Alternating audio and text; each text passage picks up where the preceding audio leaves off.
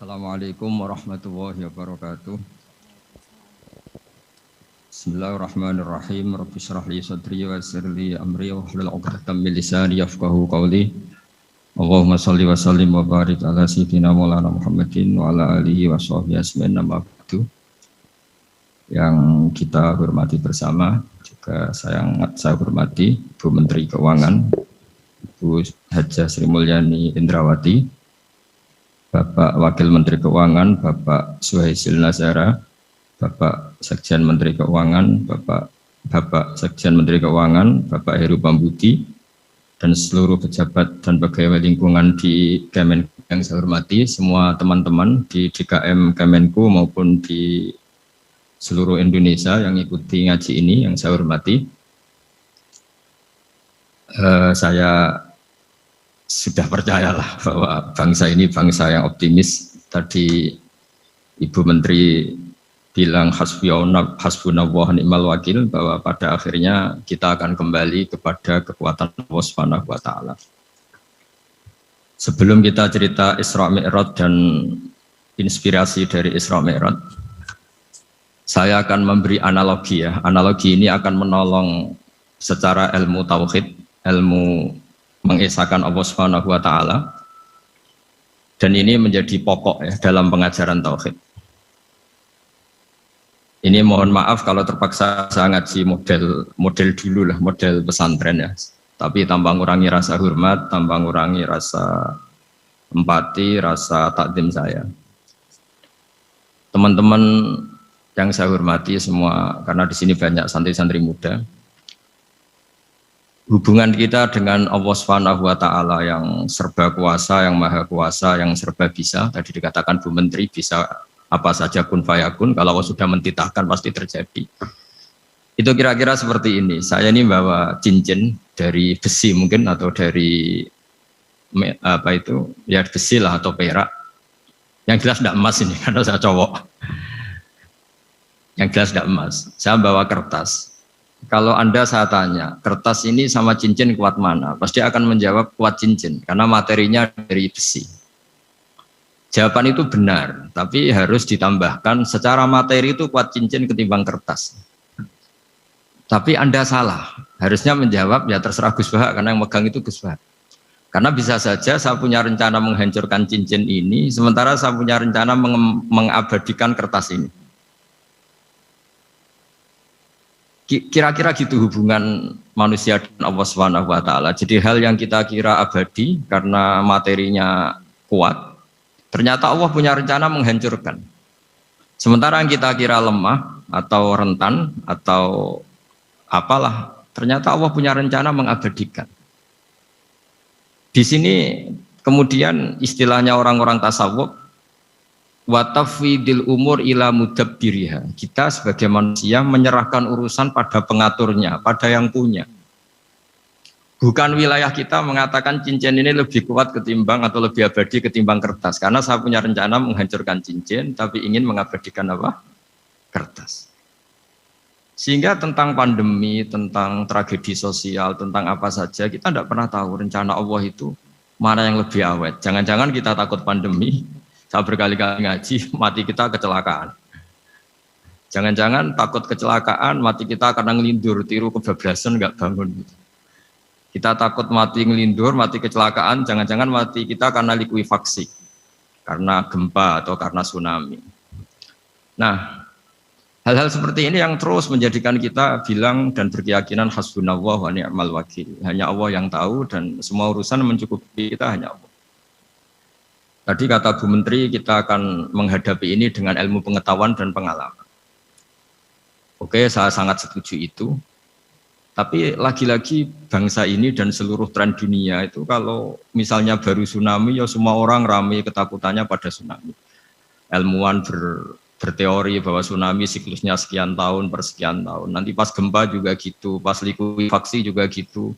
Nanti kalau mudik mungkin ketakutan orang sama kemacetan, sama macam-macam lah. Takut kecelakaan laka di jalan dan sebagainya. Sehingga sebelum ngaji ini lebih jauh, pastikan bahwa tidak dalam wilayah kita mengatakan bahwa cincin ini lebih abadi, lebih awet ketimbang kertas. Tapi kita harus menjawab secara materi cincin itu lebih awet ketimbang kertas. Tapi secara hakikat ya terserah yang mengendalikan, terserah yang punya, rencananya apa.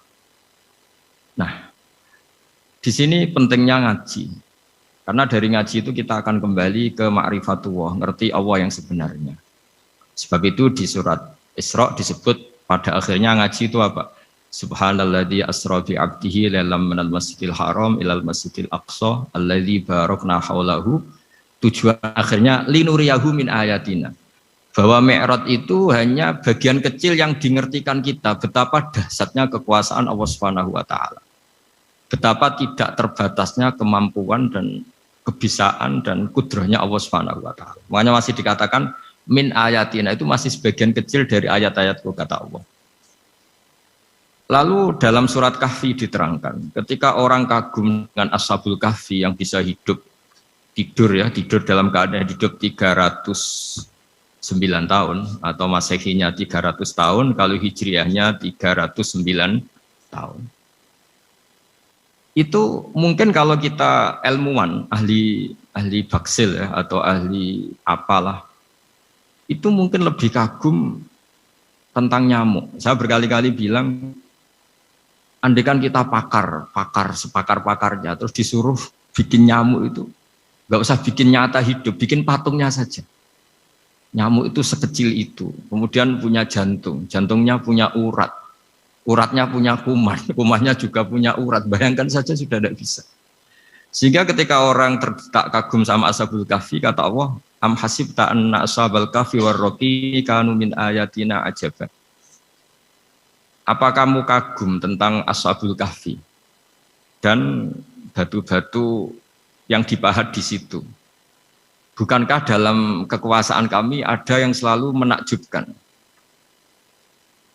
Artinya, andaikan kita ilmuwan tentang embriologi, tentang hewan, tentang kuman, mungkin cerita tentang nyamuk itu lebih dahsyat ketimbang tidurnya Ashabul Kahfi yang 309 tahun. Karena kemampuan Allah menciptakan nyamuk yang kecil, sangat kecil, super kecil, kemudian kecil itu ya punya jantung tentu lebih kecil lagi, belum uratnya jantung itu, belum nyamuk juga di dalamnya menyimpan calon-calon keturunannya, kayak apa kecilnya lagi. Nah, di sini Allah mengingatkan kita, innallaha la yastahi ayyadriba matsalam ma ba'udatan fama fawqaha. Allah tidak pernah malu jika dalam menunjukkan kekuasaannya Allah memberi contoh seekor nyamuk.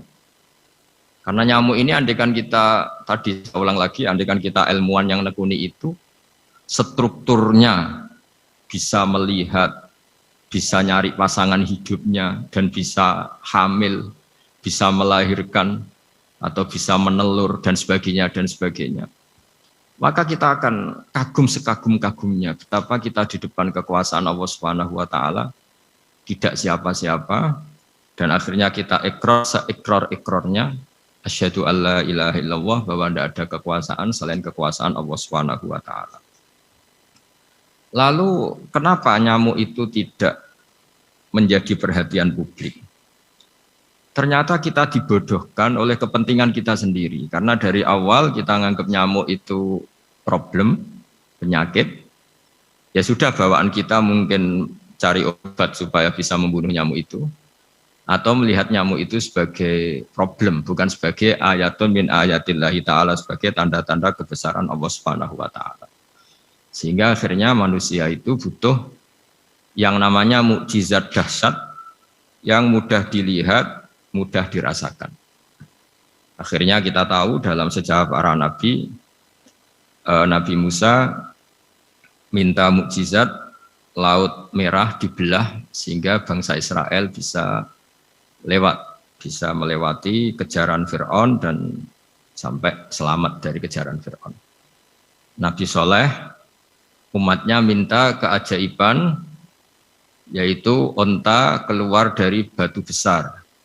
Dan Nabi Soleh menuruti, akhirnya ada unta yang keluar dari batu besar. Begitu juga nabi-nabi sebelum itu atau setelah itu, selalu ada mukjizat yang memang manusia tidak mampu. Nah, kata tidak mampu ini yang semua umat para nabi tidak akan seunggul umat Nabi Muhammad SAW. Karena kita sebagai umat Rasulullah SAW untuk merasa tidak mampu itu tidak harus hal-hal seperti membelah laut, tidak harus hal-hal seperti onta keluar dari batu, tidak harus hal-hal yang dahsyat kayak tongkat Nabi Musa menjadi ular besar yang menelan semua sihir-sihirnya Fir'aun. Kita sebagai umatnya Nabi selalu tiap hari bilang innallaha ala kulli syai'in qadir, hanya Allah yang mampu. Allah mampu atas segala hal. Melihat nyamuk kita iman, melihat hal-hal kecil. Karena kita ketika melihat nyamuk itu mesti kita itu kok hebat nyamuk tanpa rapat, tanpa ada gaji dari Kemenku bisa populasinya dijaga.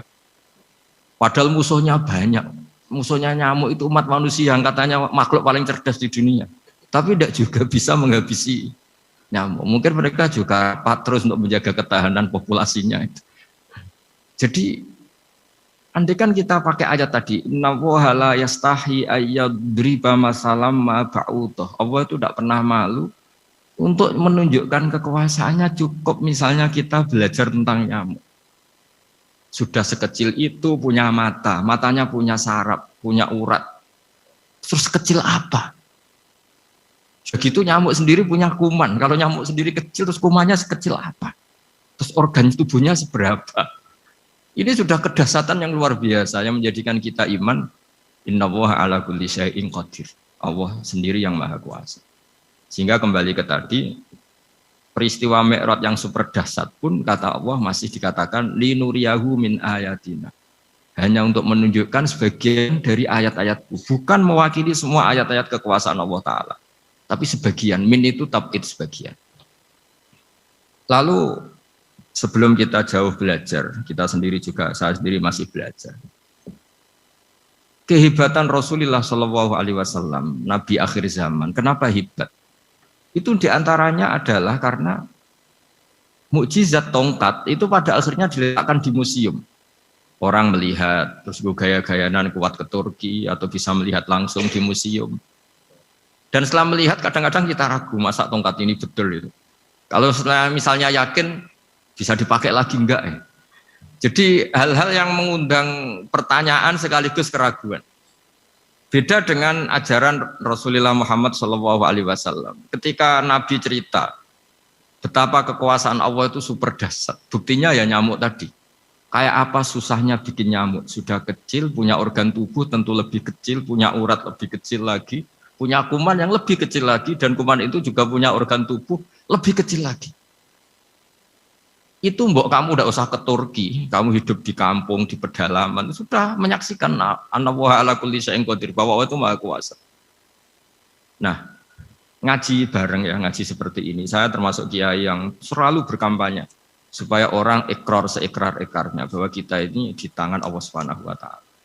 Saya kemarin-kemarin ngaji sama orang-orang Grab, juga barusan 3 hari yang lalu, 4 hari yang lalu ngaji sama teman-teman disabel atau difabel. Karena mereka kalau dibahasakan disabel nggak mau, tapi komunitas internasional minta dis pakai bahasa S, tapi kita di Indonesia pakai difabel. Akhirnya kita tahu, ternyata orang yang kita kira menderita karena fisiknya, ternyata kadang lebih bahagia. Karena Allah bisa mengalihkan pikiran untuk positif. Saya berkali-kali guyon di depan para tamu. Saya pernah punya tamu itu perempuan nggak cantik miskin lagi. Ini nyata ini, Gus doakan supaya suami saya kaya. Terus saya bilang, memangnya kalau sudah kaya ngapain itu?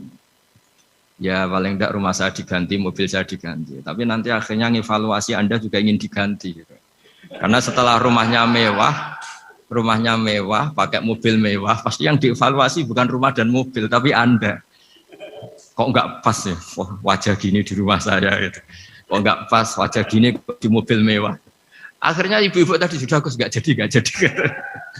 Jadi mungkin barokahnya pandemi itu nanti Ibu Menteri itu jadi kelihatan hebat karena ada pandemi kok Indonesia bertahan. Tapi kalau nggak ada pandemi kan ya biasa aja, memang normal. Kiai juga gitu, diuji santri yang kadang beling, umat yang nggak jelas. Itu memang ujiannya. Kalau nggak ada ujian ya nggak keren. Kayak ya biasa aja lah kita adepin, ya kita tadi kata Bu Menteri ya kita ikhtiar dan berdoa. Lalu saya ulang lagi, jadi logika itu bisa pakai analogi. Analoginya tadi, salah Anda kalau mengatakan cincin ini lebih kuat ketimbang kertas. Yang benar adalah secara materi ini lebih kuat ketimbang kertas. Tapi soal nanti kekuatannya sampai kapan terserah yang punya.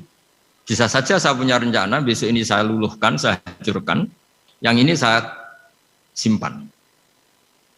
Kayak apa dulu dinosaurus itu kuatnya kayak apa? Habis.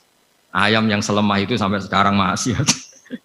Karena Allah menghendaki dinosaurus diakhiri, sementara ayam tidak. Kayak apa nyamuk itu yang musuhnya orang seluruh dunia, ditemukan apa, mulai begon apa, tapi sampai sekarang bertahan. Apa kita perlu konsultasi sama nyamuk gimana ini kok bisa bertahan, resepnya apa? Gitu. Karena Allah menghendaki itu disisakan masih. Nah, kemudian kenapa ada peristiwa Isra Mi'raj? Saya termasuk orang yang sering menulis tentang fikih sholat, tapi nulis saya untuk diri saya sendiri tak pakai ngaji. Tidak, saya bukukan, memang saya sengaja karena ribet biasanya penerbit itu. Terus bicara royalti apa, kita kan mulai kecil dilatih ikhlas, jadi kalau komersial itu jadi bingung. Karena tidak biasa komersial, jadi kalau diajak komersial itu malah jadi bingung. Nabi ketika Mi'raj, ini yang jarang dikaji.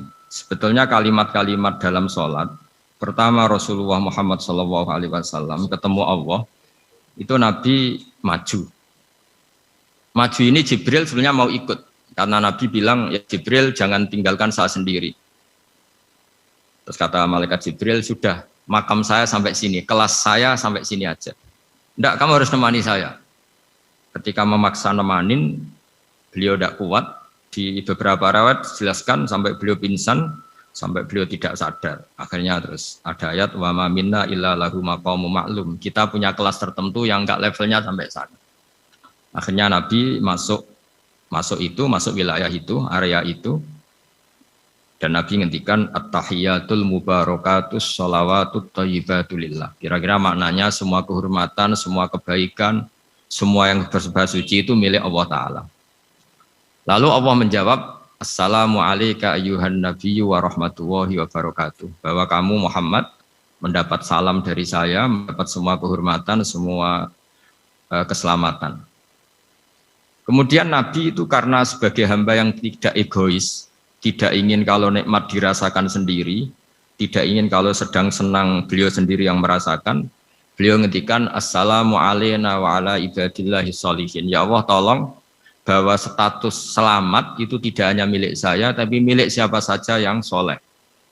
Soleh itu ya sesuai kelas masing-masing. Setelah itu para malaikat melihat kebaikan Nabi yang seperti ini, melihat mentalnya atau keinginannya yang luar biasa untuk baik kepada semua orang, wa ala ibadillahi sholihin. Terus malaikat saat itu rame-rame bersaksi, asyhadu alla ilaha illallah wa asyhadu anna muhammadar rasulullah. Catatannya apa di sini? Bahwa ternyata kesaksian tentang syahadat itu dimulai rasa tidak egois. Merasa bahwa rahmat ini harus dirasakan semua orang. Wa ma arsalnaka illa rahmatan lil alamin. Jadi rahmat ini harus dirasakan banyak orang. Kita tahu misalnya Islam melarang narkoba misalnya. Memang narkoba itu mengganggu. Hampir semua kecelakaan rata-rata faktor supir itu narkoba. Begitu juga pembunuhan yang sadis, rata-rata efek dari pengaruh narkoba. Sehingga Islam keras sekali tentang narkoba. Dan alhamdulillah di Indonesia ditangani BNN yang sangat serius melawan narkoba. Nah, keputusan Islam melarang narkoba itu keputusan yang luar biasa, yang menjadi berkah bagi semua. Begitu juga keputusan Islam tentang melarang zina, melarang perbudakan, melarang penipuan. Dan Islam mendukung misalnya gerakan nikah, gerakan adil, gerakan keseimbangan dan kemanusiaan. Sehingga agama ini akan dinikmati siapa saja karena ajarannya. Lalu agama ini bisa nikmat, itu solusinya gampang menurut Rasulullah, yaitu sholat. Nabi itu kalau pusing menghadapi banyak hal, itu pasti keluar masuk, terus tanya sama istrinya, kapan waktunya sholat? kapan Bilal datang. Dulu kalau mau waktu sholat, Bilal datang ngetok pintu Nabi, ya Rasulullah sekarang waktunya sholat. Itu Nabi membahasakan sholat itu unik. Ini tentang Mi'raj ya, karena hasilnya ya sholat tadi. Arikhna ya Bilal. Arikhna itu tolonglah bikin nyaman saya dengan sholat. Sebelum kita belajar sholat secara serius, gampang. Kalau kita misalnya menteri atau kita ajudan atau kita apa, kayak apa asiknya kita kalau ngomong-ngomong sama presiden, ya, bercengkrama dengan presiden atau dengan menteri atau dengan kiai, dengan atasan. Sholat itu media di mana kita asik dengan Allah Ta'ala. Kalau kita bisa asik dengan atasan yang manusia, apalagi ini asik dengan Allah Subhanahu wa Ta'ala. Sehingga kita harus malu kalau sholat tidak asik. Kita ketemu orang yang kita hormati saja asik, masa ini ketemu Allah Ta'ala tidak asik. Sehingga dulu, bawaannya orang dulu itu kalau sholat, untuk tidak cepat itu harus diperintah. Dulu para nabi, para sahabat kalau sholat itu lama-lama. Sehingga sampai nabi yang turun tangan, wahai para sahabatku, kalau kamu jadi imam jangan lama-lama. Karena dulu semua orang itu penikmat sholat. Sehingga untuk tidak lama itu nunggu diperintah. Kalau kamu jadi imam jangan lama-lama, kasihan makmumnya. Itu. Nah sekarang alhamdulillah tanpa dilarang sudah cepat semua. Ini sudah ada kemajuan, ini sudah maju sekali ini. Nggak usah dilarang sudah cepat. Dulu itu saking asiknya orang sholat. Untuk supaya agak cepat itu harus ada perintah dari Nabi. Kalau kamu jadi imam jangan lama-lama. Nah kita kalau sedang pas baiklah, pas waras lah kira-kira gitu. Kalau bahasa orang Pantura, saya ini orang Pantura, jadi kalau ngomong lebih keras, lebih vulgar. Normalnya orang sholat itu tidak bisa ngakhiri. Normalnya, saya ulang lagi, normalnya orang sholat itu tidak bisa ngakhiri karena ketemu zat yang kita cintai. Kita kalau ketemu orang yang kita hormati, yang kita cintai itu nggak bisa ngakhiri. Misalnya mungkin anak muda, contohnya ketemu pacar tidak bisa ngakhiri. Kita kangen sama temen, jagong tidak bisa ngakhiri karena asik. Nah ini ketemu Allah yang dipuja-puja, dipuji-puji, kemudian cepat ingin ngakhiri. Jadi ini kita agak aneh. Makanya orang sholat itu tidak bisa ngakhiri. Dan itu normal. Sehingga dulu ketika Sayyidina Umar itu ditikam sama satu benda yang kayak pancing itu. Panah itu kan kayak pancing ya. Jadi kalau masuk cepat tapi nariknya susah. Karena ada grendelnya. Itu tiap ditarik sakit. Dan beliau bilang, nanti setelah saya sholat tarik. Beliau sholat, nyaman, ditarik itu enggak gerak sama sekali. Karena dia sudah istighraq billah, sudah nyaman dengan Allah, sehingga ditarik itu enggak kerasa. Dulu di daerah sini, masih keluarga kita lah, masih keluarga kita semua. Ada seorang wali jadi imam masjid. Itu di PHK sama takmirnya. Karena ketika sujud, dia asik terus lama sekali. Sampai 30 menit. Sampai santrinya bilang, mbah, sampun. Setelah itu rapat dihentikan. Ditanya, kenapa mbah sujud begitu? Saya tidak bisa mengakhiri orang nikmati sujud kemudian ingin berhenti. Nah, Sayyid Ali Zainal Abidin yang populer, cucunya Rasulullah SAW, anaknya Sayyid Husain, putranya Sayyid Husain. Itu bapak saya kalau cerita, beliau itu sebetulnya sholat itu hanya ingin 2 rakaat. Setelah sholat 2 rakaat, ya Allah sebagai hadiah nikmat saya sholat 2 rakaat karena asik dengan engkau, saya akan syukur lagi sholat 2 rakaat. Akhirnya ketika nikmati sholat, dia sholat lagi 2 rakaat sampai akhirnya 1000 rakaat. Itu tanpa rasa capek, karena merasa keasikan. Masa momen seasik ini kemudian saya tinggalkan ya Allah. Akhirnya sholat lagi. Sehingga ada seorang wali ditanya, kamu ingin masuk surga? Tanya, di surga ada sholat enggak? Enggak ada katanya. Wah kalau enggak ada sholat, saya enggak masuk surga. Terus dibilang, ya sholat aja. Terus dia mau masuk surga. Kalau kita akan kebalikan, kita ini masuk surga itu sebetulnya kita ngawur sekali. Ngawurnya adalah, masuk surga, enggak ada sholat lagi, enggak ada puasa lagi. Jadi ini kan, kita ini jadi makhluk yang aneh. Jadi kita ini masuk surga senang karena sudah ada kewajiban apa? Sholat. Jadi ini agak aneh. Sesuatu yang menjadikan kita masuk surga, tapi sesuatu yang kita benci setelah masuk surga. Asiklah di surga karena tidak ada sholat. Nah, apapun kondisi kita harus latihan. Harus latihan kita entah seberapa kadarnya ingin niru Rasulullah SAW ketika ngendikan wa qurratu aini fi sholat. Nyamanku, hatiku tentram kalau saya pas sholat. Sehingga tadi sudah saya katakan tadi, dulu itu untuk menghentikan sholat itu susah. Sampai Rasulullah sendiri yang merintahkan, hei para imam kalau sholat jangan lama-lama. Kalau sekarang, andai kan Nabi hidup di zaman sekarang, pasti tidak ada pengumuman itu. Karena semuanya sudah cepat, malah super kilat itu. Ada yang terawih 20 rakaat hanya berapa? 8 menit dulu. Itu kan 7 menit. Nah kalau sampean tanya saya, kenapa sholat begitu asik? Yaitu tadi kita diajari analogi. Analogi itu ya kias. Jika kita bisa asik ngomong sama orang yang kita cintai, bisa orang tua, bisa anak, bisa cucu, itu rasanya mengakhiri itu nggak bisa. Karena bawaannya asik. Gitu. Apalagi ini kita munajat, bercengkrama dengan zat yang kita butuhkan sebelum kita ada, sampai setelah kita ada, sampai setelah kita tidak ada. Kita semua akan hasbunallah wa ni'mal wakil. Sehingga dulu bawaannya orang dulu itu, saya cerita sedikit. Ada orang mau meninggal, namanya Umar bin Abdul Aziz, itu Khomisul Khulafa, orang yang terkenal adil. Ketika mau meninggal, senangnya bukan main. Ditanya, kenapa engkau senang? Memangnya kalau saya mati mau kemana? Ketika saya hidup dengan segala nikmat itu ya karena Allah Ta'ala. Saya nanti mati ke zat yang sama. Dikelola oleh zat yang sama, yaitu Ar-Rahman Rahim. Dulu saya disayangi Allah, paling setelah mati juga disayangi Allah. Karena yang jadi Tuhan setelah mati, Tuhan yang sama ketika di dunia, yaitu Rahman Rahim.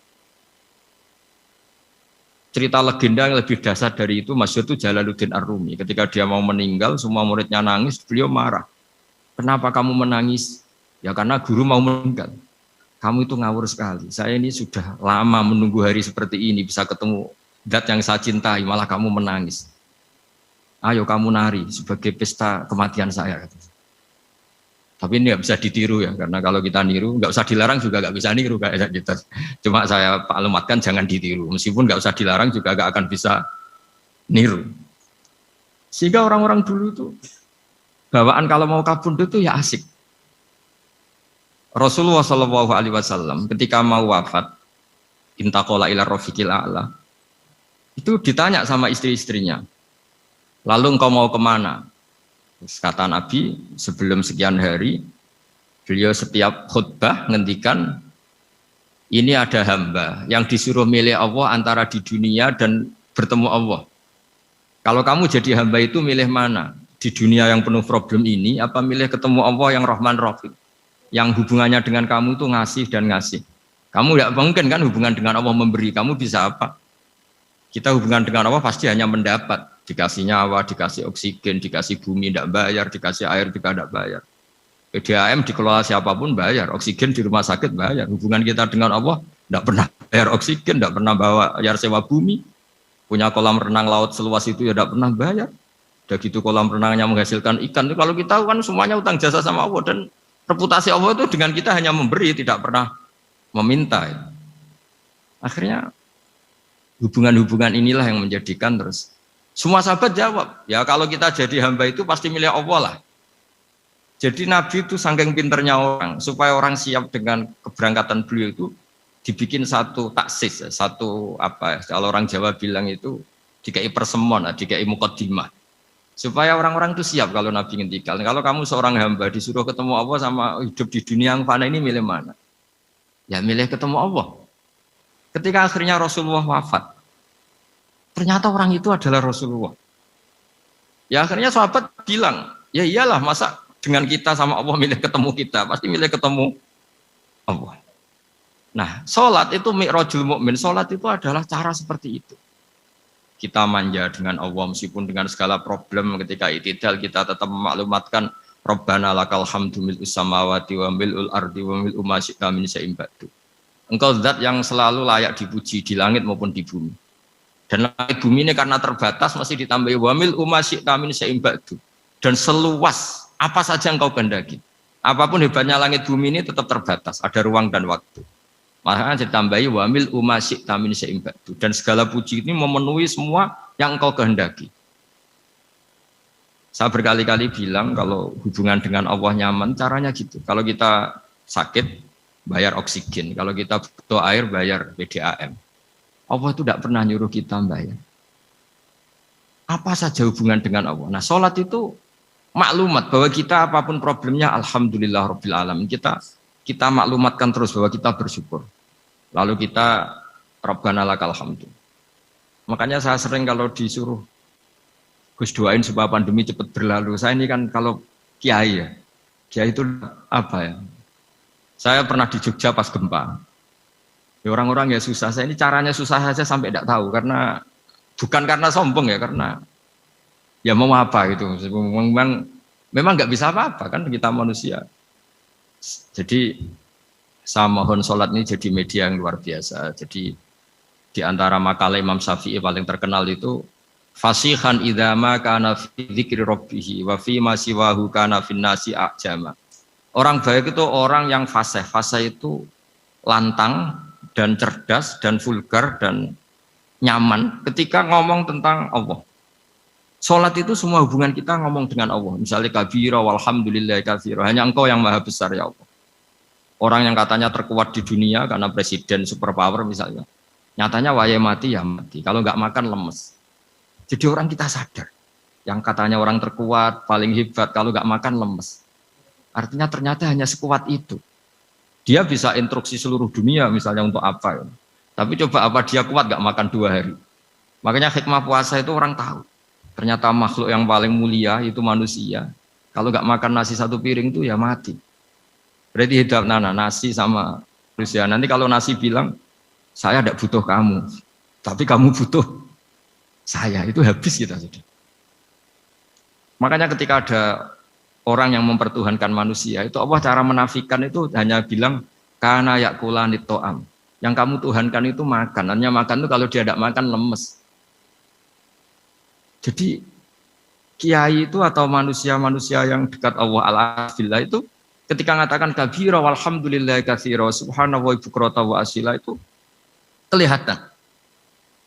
Makanya Quran kalau mencibir kita, falola in kuntum ghaira madinin tarji'unaha in kuntum shadiqin. Kalau kamu merasa dikjaya, mbok jangan mati, mbok jangan tua. Sudahlah hidup terus.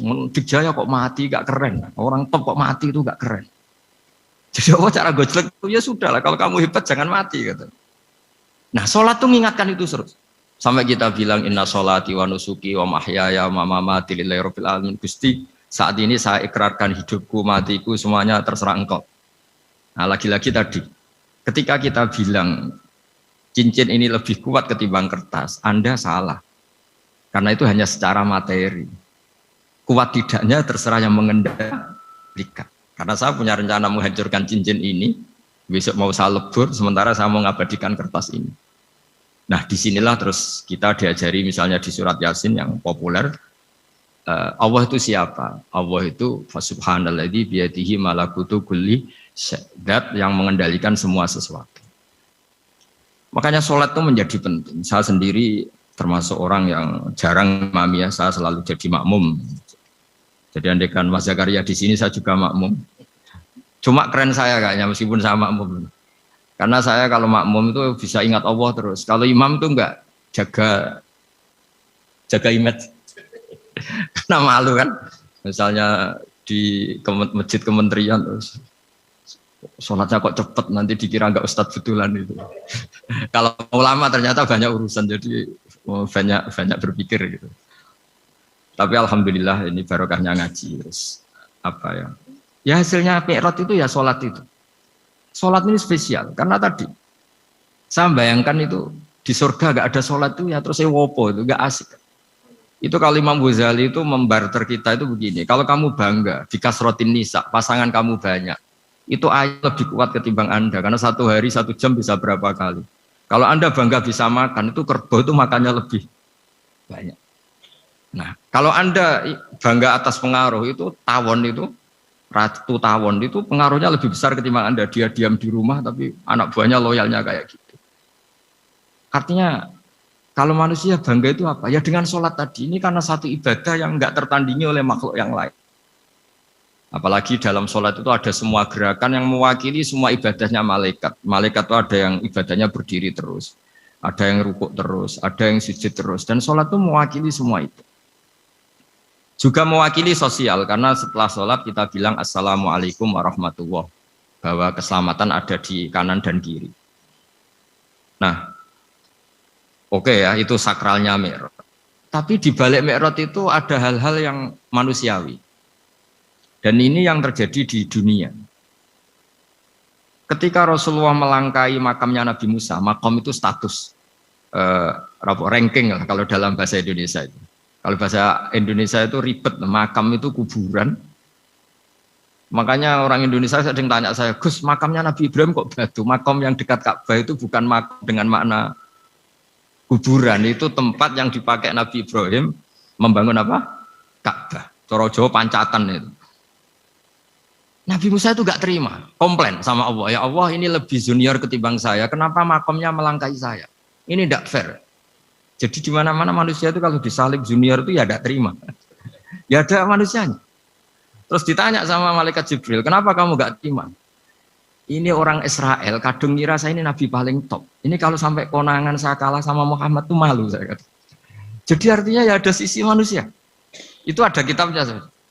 Terus, ya tapi memang Nabi Muhammad lebih top ketimbang kamu. Memang dia nabi pilihan, Sayyidul Awalin wal Akhirin. Oke, kalau saya kalah dengan dia gak apa-apa. Tapi umatnya jangan ya. Maksudnya umatnya bangsa Israel harus lebih top ketimbang kita. Makanya orang Israel sampai sekarang begitu itu ya memang ada sanatnya, nggak mau kalah. Karena usulnya Nabi Musa memang nggak boleh kalah. Terus kata Allah, ya tidak bisa. Memang yang paling top tetap umatnya Muhammad, bukan umat kamu. Tetap kamu kalah. Sehingga setelah kalah dan menang itu kita terus tidak tahu. Misalnya begini ya, penemu komputer atau penemu mobil sama yang beli mobil itu hebat mana? Kalau bicara keilmuan ya hebat penemunya. Tapi kalau bicara kapitalistik, udah bikinkan mobil yang mewah gini-gini, nanti tanggal ini jadi ya. Hebat mana yang nyuruh sama yang disuruh? Kalau logikanya pakai gitu. Hebat mana yang nyuruh sama yang disuruh? Artinya kamu milih jadi mana? Penemu mobil, hebat kan? Tapi terus sama orang kaya diminta, bikinkan ini, speknya seperti ini, selesai di sini. Hebat mana? Nyuruh sama disuruh? Menyuruh. Tapi yang nyuruh tidak bisa bikin mobil, yang disuruh bisa. Pinter mana? Pinter yang disuruh. Tapi pertanyaannya, wong bisa nyuruh ngapain bikin sendiri? Pinter mana? Ini mohon maaf karena di sini banyak orang nggak jelas-jelas juga. Artinya terus subjektivitas manusia ini tetap ada gitu. Kalau bisa beli ngapain bikin gitu. Tapi kalau bisa bikin ngapain beli. Nah mungkin perdebatan di kementerian atau di yayasan atau di kampung-kampung atau di apa mesti begitu. Dan itu di Mi'raj juga digambarkan. Digambarkan bahwa antar nabi ini ya ada kompetisi. Wa fi dzalika falyatanafasil mutanafisun. Tapi bedanya nabi dengan kita itu satu. Nabi itu kalau keliru dengan tanda petik, nabi itu kalau keliru itu jadi berkah. Itu bedanya kita. Kalau kita keliru kan keliru betul. Kalau nabi itu tidak kelirunya itu jadi berkah. Ini saya punya dua contoh kalau boleh dibahasakan ya, kekeliruan nabi atau dengan tanda kutip kekeliruan nabi. Tapi saya ulang lagi dengan tanda kutip. Nabi Musa itu ketika Nabi Muhammad ditanya, kenapa kamu dipanggil jauh-jauh? Disuruh sholat 50 rakaat. Nabi Ibrahim nggak komplain, karena beliau Nabi yang baik. Semua Nabi nggak komplain, kecuali Nabi Musa. Kata Nabi Musa, jangan Muhammad, kebanyakan itu. Bilang ke Allah supaya diskon. Ya. Nabi kembali sama Allah, ya sudah tak kurangi 5. Turun lagi, masih berapa? 45. Masih kurang. Itu sampai 9 kali, akhirnya terkurangi berapa? 45 rakaat. Itu Nabi Musa masih bilang, udah minta lagi keringanan. Itu kalau diruti nggak jadi sholat kan? Kalau satu lagi kan masih terus hilang itu kewajiban sholat. Nah, Nabi Musa sebetulnya itu bukan karena kasihan kita, bukan dia nggak empati dengan kita. Beliau udah empati sama kita, tapi gara-gara Muhammad, umatku yang lebih kuat, lebih ganteng aja nggak mampu melakukan sholat 50 rakaat, apalagi umatmu. Dia memang orang Israel kan ganteng-ganteng, kuat-kuat, jadi dia pede. Umatku yang lebih keren, lebih ganteng saja gak kuat, apalagi umatmu. Jadi sebetulnya dia minta keringanan itu karena corong Jawa ngeprekno kita, menyepelekan kita bahwa. Makanya saya ingin memberitahu Nabi Musa kalau ada umatnya Rasulullah yang namanya Sayyid Ali Zainal Abidin yang satu hari sholat 1000 rakaat.